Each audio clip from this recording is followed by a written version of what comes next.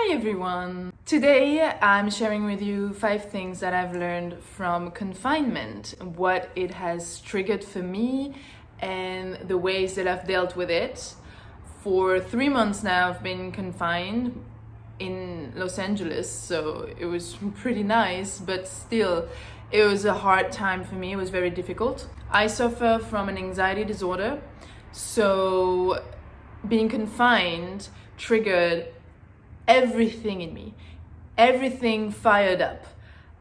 My fears, very difficult memories, anxiety about the future, uncertainty, all of that made my life a living hell. So I thought that could help some of you to know about my tools and the things that I use to get my anxiety at bay, and just the things that I've come across during this very particular time. And maybe for the future you can take some of my tools with you. Maybe they can help you. First one, reflection over action.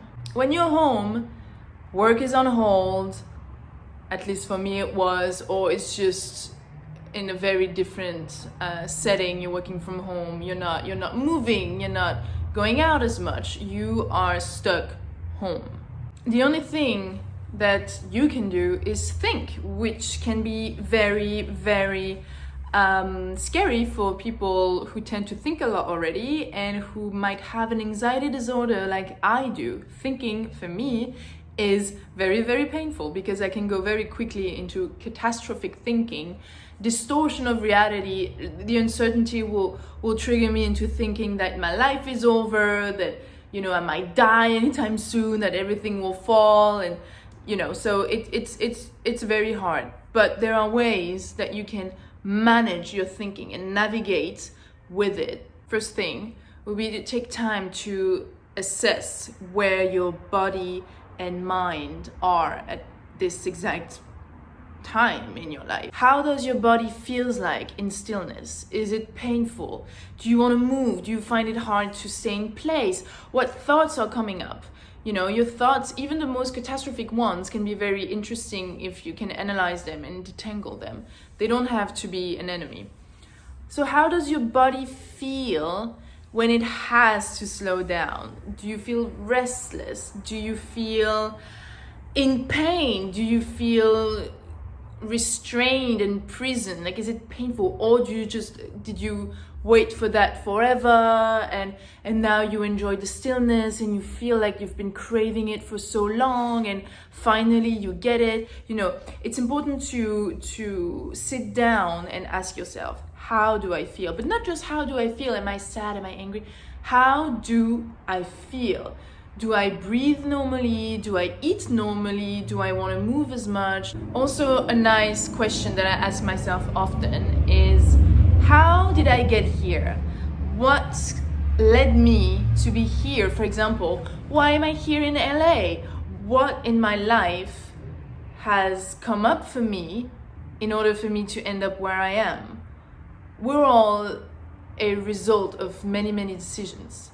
So what decisions I've made before that brought me here today in LA? And you tend to go back into your decision-making scheme. Are you happy with where you are right now? Does it fit you? Is your job the job that you've always wanted, or the job that makes you feel fulfilled? Are your friends the one that you want to be around? Assess. Is my life right now on hold? It's on pause right now. So is my circle beneficial to me? Is the place where I am good for me? Is my job a job that I like, that I want to keep? No judgment, just facts. Where are you? Who are you right now? How did you come up here? You don't have to or if relationships. Oh, my boyfriend, now that I'm stuck with him, I realize is not the one for me. It's not working. I see how it's not gonna last.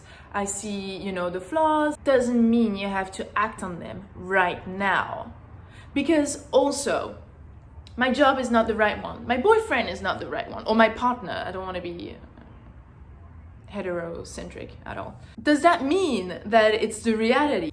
a lot of thoughts that will come up during confinement are thoughts that are influenced by your fear and the fact that you feel a bit, constrained.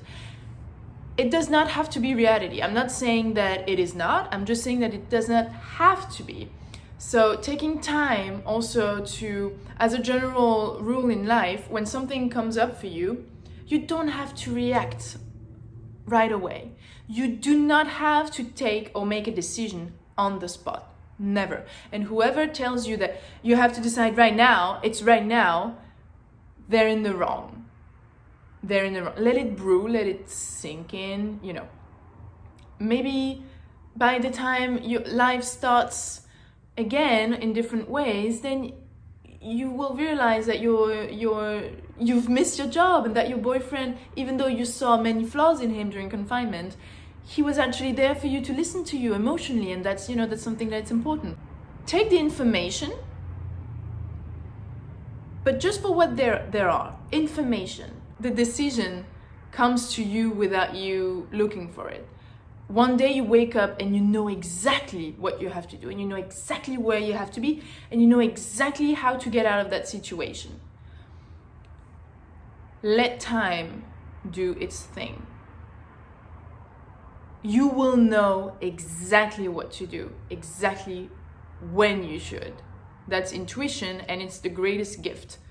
But, there's a lot of background work as you sleep, as you're resting, as you're playing, as you're talking. Your brain is, collecting more and more information, and it's thinking, it's tidying up this little mess inside of you. It's still doing its job. One day it clicks and you're like, of course, but it's because your brain has done the job. Let your brain do its part. Interesting side of confinement is who I am now that everything pretty much has been taken away from me.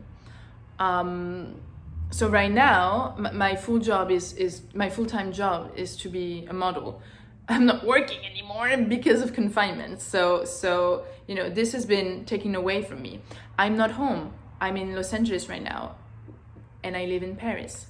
So I've been stripped down of everything that I knew. My friends, I'm staying with very, very good friends, and I'm so thankful for them. But it's still a new environment for me. So it's interesting. Now that everything is stripped down, I don't have anything to do, I don't have anywhere to go. Who am I? Who am I without my job? Who am I without my family? Who am I without my normal circle of friends and my normal habits? Who am I? What do I want to do? What will I pick up naturally? What will I want to do instinctively? And those are great, great hints of what you should carry throughout confinement and back into the real world, even though I don't like that term, but you get me. Now, second point, managing anxiety. Of course, during confinement, for me, the first place I went was anxiety land that I know by heart. So I've been battling anxiety for 3 years, and I have picked up tools along the way that help me today make it more manageable. Anxiety is a natural pathway that you've taken many, many times for years before even knowing, even without being aware of it. And now your brain has categorized anxiety as its normal, by default reaction. It's not bad, it's not good, it's just the way it's functioning right now, but you can change it. And this has been a great time and trial for my anxiety management skills. Whatever these thoughts are, whatever they're telling you, the voices that you hear, like, oh my God, this is gonna go bad, or I can't do this, or I'm afraid, I'm scared, whatever these are, they are indicators that something is actually not secure, and you're right, and they're there to help you. It's just that your alert system, the system that tells you that, warns you of danger, is a little bit too sensitive. And yeah, things can go wrong, but the key is to be okay with it. What I want to say is your thoughts are not the enemy. They're there to help you see where you should aim your focus at. Is your anxiety only triggered in a relationship context? Is your anxiety triggered in terms of health? Is, pinpoint where your triggers are. And then if there's anything you can work on to make yourself more at peace with the triggers or be less triggered, do it. Remember, they are not bad. They are not there to make your life a hell. You decide that these thoughts are terrible and they make your life miserable. That is not what they are. You try as much as possible to stop judging yourself for having thoughts, for thinking that your mind is, a generator of so many painful situations and thoughts. This is not gonna help the problem. You are like this. So let's work with it. I found for me that learning and educating myself on my problems and conditions and how I function as a human being, what are my personality traits.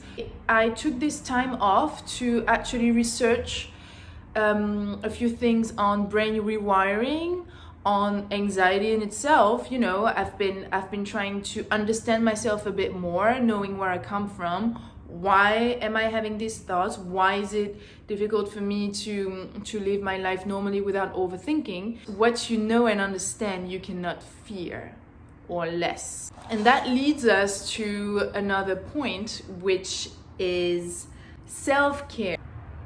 You hear your thoughts. You know where they come from. Now it's time to assist and release.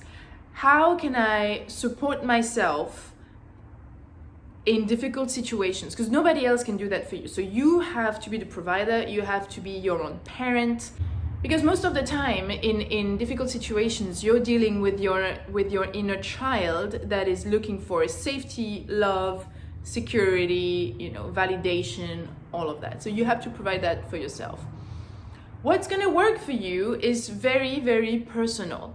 But with time, you know what it means to take care of yourself. Some questions that I like to ask myself are, what rhythm do I like? Today, do I feel like I want to explore? Do I feel like I want to move? Do I feel like I want to rest? Do I feel like I need to take things slow? Self-care doesn't have to be like a good meal, staying at home. Sometimes self-care is going out for a walk, or to be in the sun, to be in nature, or to go for a crazy workout, or to call a friend. That's self-care as well. Whatever makes you feel better after you've done it, that's self-care, and you should always go for that. So to circle back on the reparenting, this is also a great proof of self-care.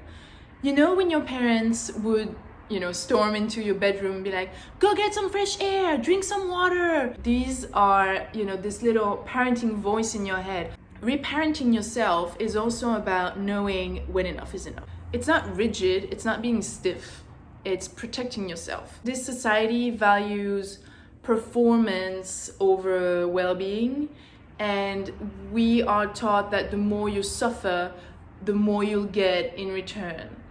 Not always, not necessarily, and sometimes it leads to straight up burnouts and anxiety disorders. The more you take care of yourself, the more you're well, the more you feel good in your life, in your home, in your body, the more creative force you'll have. What has your body dragged along the years? What are you carrying with you from years prior?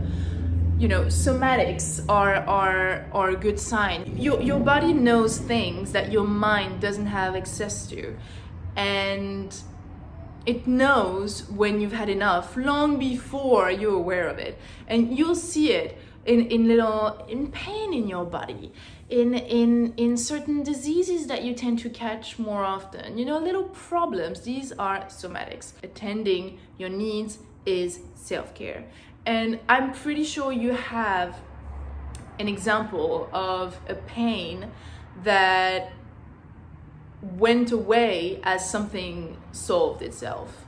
You know, like a headache, a recurring headache, and then, you know, somehow you get out of that, of a certain situation, and you don't have headaches anymore. These are somatics. One last thing.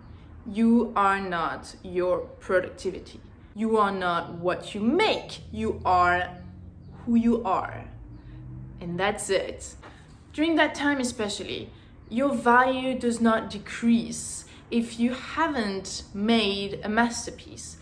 We see on Instagram so many people achieving great art pieces, or you know, they're launching businesses, they have new ideas, they have all of that.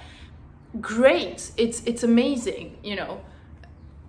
I cheer to that. But if for you that time was more introspective and you needed more time to slow down and get back into your self-home, that's also okay. The more you get trapped in that mindset, the more frustration is gonna come back to you. You're not gonna, if you do something because you feel like you have to, otherwise you're not worthy of being, spoiler alert, if you breathe, if you're there, you're worthy of being, and being content and live a happy life. Because at the end of the day, you are living with yourself day to day, from the day you're born to the day you die. There's nobody else. Even though you might have a partner, a family, kids, at the end of the day, you are in charge, and you will be living that life that you have. Nobody else can tell you that you have to do certain things. What you do, who you are, will come naturally. The more you try to pressure yourself into performing, the less you will. And the less you'll be happy, the less you'll do a good job. And it's just gonna be a circle of frustration, anger, sadness, self-pity. Why am I not like this or like that? And you will never get there. Let go. Gosh, it's hot. Let go of expectation from others and also from yourself. Just being in sync with who you are, being in alignment and feeling like your values are honored, your body is honored, your mind is honored, you're just honoring this life that's been given to you, that is good enough. And that is already a huge amount of work. It's insane, the work that is, just making this life of yours a good life. So attend to that first, so that you can attend and be a good friend, a good mother, a good partner. But if you're not happy with your life, you will never be any of those things. One last thing that I would like to add. Social media is harmful. Limit your time on social media. This is part of my job, so it's easy for me to say because it's an actual part of my job. I make money through social media as well. So but I know when to stop because my body will tell me. And again, I listen to my body and my mind. When I know that right now, everything that I see kind of triggers me and it's getting harmful to myself, I stop. Remember that what you see is never true to life. People curate things. They show only the best of what they can do, the best of how they can look like.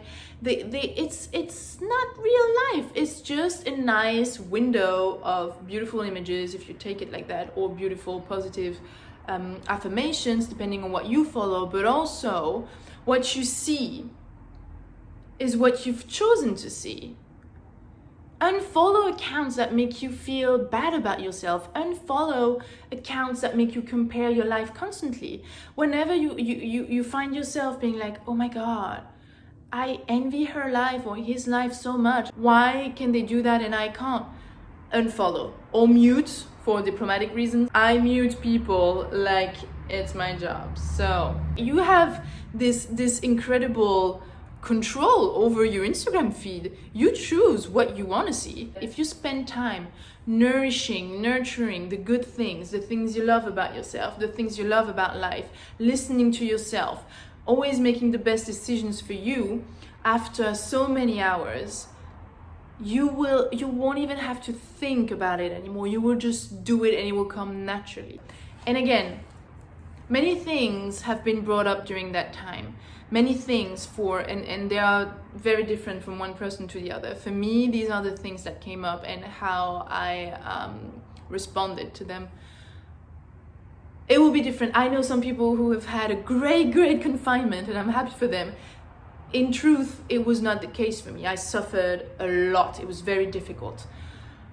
And we're getting out of there. But I have even more knowledge about who I am now as a person, as a woman. And it's incredibly empowering for me to come out of this very dark time thinking, yes, but now I know where I want to invest myself.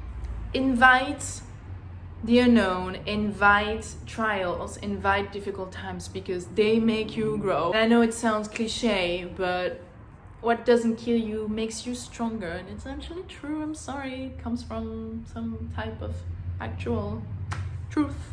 Let me know what has come up for you during that time. What were the difficulties you've made along the way, and how did you live with them? How did you manage? I want to know. Maybe you can teach me something as well. I hope that was helpful in a way, and I'll see you soon, I guess. Bye.